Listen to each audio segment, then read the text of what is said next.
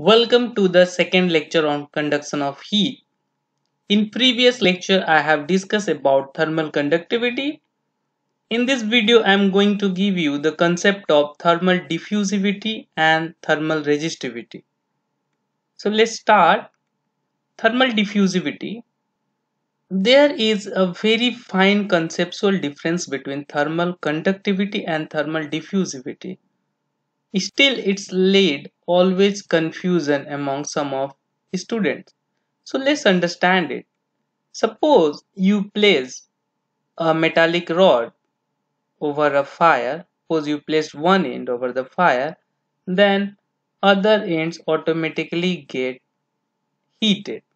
So if I'll ask you that during this process how much heat transferred from one end to other end, then answer will easy, it will come from the conduction. So conduction will tell you the answer. But if I'll ask you a second question, that how rapidly temperature will change, because once you place your rod on top of fire, that temperature of rod will change in throughout, okay, in the other end too. So if I'll ask how rapidly temperature will change, then the basic intuition is here that if any material will have more conductivity, means larger the conductivity, then more heat will flow. If more heat will flow, then temperature will rise rapidly. But this is wrong. Conductivity cannot tell you anything about the rate of temperature change. Then from where we can get this answer? We can get this answer from the diffusivity. Diffusivity tells us how rapidly temperature will change. Let's understand this concept. Suppose your rod is made of different layers. So you just name it layer 1, layer 2, layer 3 and so on. And suppose this part is on the fire. So what will happen, that layer 1 will pass the heat to the layer 2. So this layer 2 first absorb some part of heat in order to increase its temperature, and the remainder of heat will be transferred to layer 3. Similarly, layer 3 will absorb some part of heat in order to increase its temperature and then pass on remainder heat to layer 4. And this process will goes on from layer to layer one by one. Okay. So when it will stop? It will stop till steady temperature attained throughout the rod. That is, there is no longer requirement of absorption of heat. Okay. And once steady state will reach, then all heat will transfer from one end to other end, and that will only depend upon the conductivity. So throughout process there are two different states, one variable, another is steady state. In variable state both absorption and conduction of heat occur. So absorption depend upon the specific heat of the material and conduction depends upon the conductivity. So that's how we can visualize the diffusivity, and let's understand it mathematically to get more clearer idea. Suppose C is the specific heat of the material and rho is the density, d theta dt is rate of change of temperature, and Q gives the heat reaching to the volume. So if you use all these four variables, you can simply write that Q equals to rho C d theta by dt. Okay. Now just rewrite in different way. So we have written in this form d theta by dt equals to Q over rho C. So we can say that rate of increase of temperature will be proportional to Q and is inversely proportional to C, that is specific heat.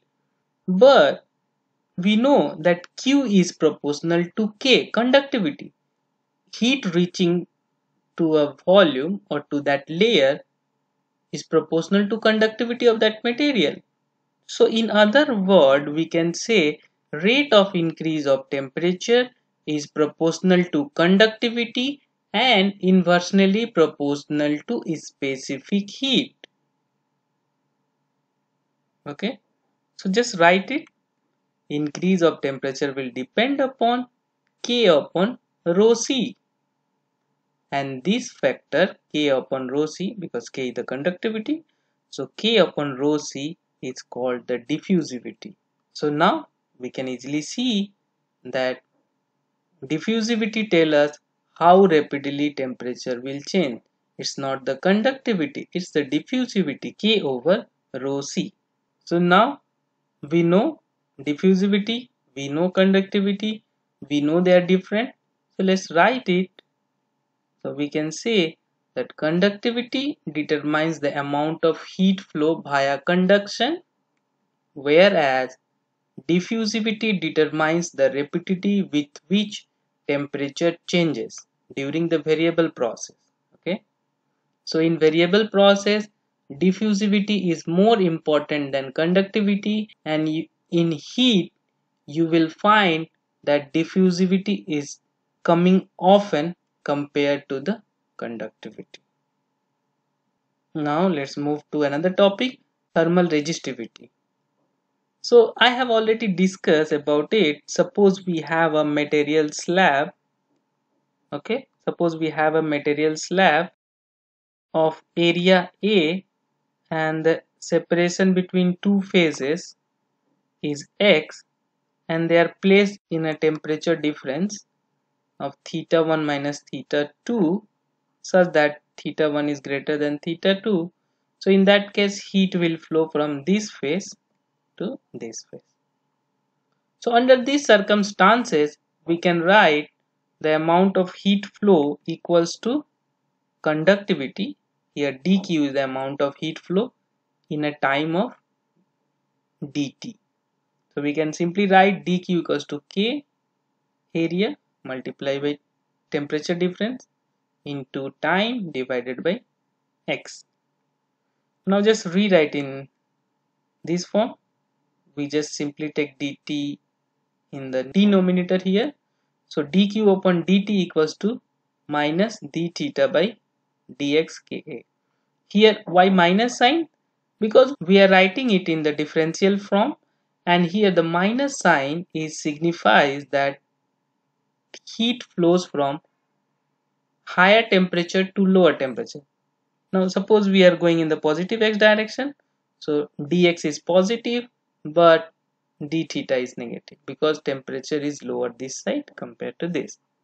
So this negative sign only to signify that heat flows from higher temperature to lower temperature. Now in electrical network we know that rate of charge, okay, rate of charge flow, basically charge per unit time, we define as a current. So if you look here, similar things happen. dq by dt is nothing but rate of heat flow per unit time. So if this is the rate of heat, this is equivalent to electric current, so we can call it thermal current. In electrical network we know that electric current flows from higher potential to lower potential, and from this equation we can simply tell that thermal current flows from higher temperature to lower temperature. So there are analogy exists between both. So let's try to find out that analogy. Okay, for thermal current we can write this formula. For electric current we know current equals to dV by R, where dV is the potential difference. So we say that thermal current flow from higher temperature to lower temperature. In electrical network we say the electric current flows from higher potential to lower potential. So let's compare this. So this is current, this is current, this is temperature difference, this is potential difference. So this denominator here is the resistance. So with same analogy, this denominator will be the thermal resistance. Okay, so we can write the thermal resistance equals to, which is denoted by psi is dx by Ka. Now, if you want to write resistance, electrical resistance for a wire or a slab, you can simply write R equals to rho, where rho is the resistivity of that material, into length divided by area. So if you compare this form of resistance with this form, then we can simply see that in place of resistivity rho, we have 1 over K. So with the analogy, 1 over K is called thermal resistivity. So we can define the thermal resistivity is inverse of thermal conductivity, and it is given by 1 over K. Okay, and let's try to see some of the application of this thermal resistivity. Let's see the first, the problem of conduction. So if I will ask you, what's the conductivity of a composite material? Suppose we have two materials whose conductivity is K1 and K2, and they are under a temperature difference of theta 1 and theta 2. Let's assume that temperature at midpoint means the junction is theta, and the length of this material is x1, this material is x2. Then we know that heat will flow from one end to other end. So let's suppose q amount of heat flowing through it. So from the conductivity we can write this q1 equals to k1 a, area of the face, okay, into temperature difference, t is the time, over x1 the length of this material. Similarly we can write q2. Now in steady state we know there is no absorption happen, so in that scenario q1 equals to q2. So simply we can equate these two, q1 equals to q2, and this term is equals to this. We can simply add up the numerator and denominator. So finally we got the values of q we can write like this. Now suppose you replace whole slab by a material whose conductivity is K. So then the K will be the equivalent conductivity of the composite slab. So in that scenario we can write Q equals to A into temperature difference with throughout the slab, time, over the distance x1 plus x2. Now the total distance will be x1 plus x2 divided by K. So we can compare these two equations. We will have this K is the equivalent conductivity. So we got the values of K. Now we will try to see this from the analogy of electrical network. So if you use that analogy, then thermal resistance of material 1 will be x1 by k1a, thermal resistance of material is x2 by k2a, thermal resistance of composite material will be distance over k upon a. Area is same, area of the face. So area of face will be always same. So what we can see from here, these connections are in series. That is, one slab after another slab. Heat is flowing, same heat is flowing through both slabs. That means connection is in series. Now for electrical network, we know if two resistance are in series connection, then equivalent resistance will be the sum of those two.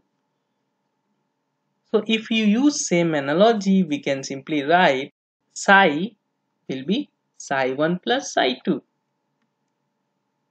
Now substitute the values and you get exactly same answer. So here you can see it's very easy. If you use the electrical analogy, very easily you can get the answer. So that's how we can get the equivalent conductivity for a composite material. Now see another example. Okay, suppose we have material in parallel connections. Okay, under a temperature difference of theta 1 and theta 2, heat will flow from this side to this side. Now heat simultaneously going through both material and coming out through the both material, so these are in the parallel connection.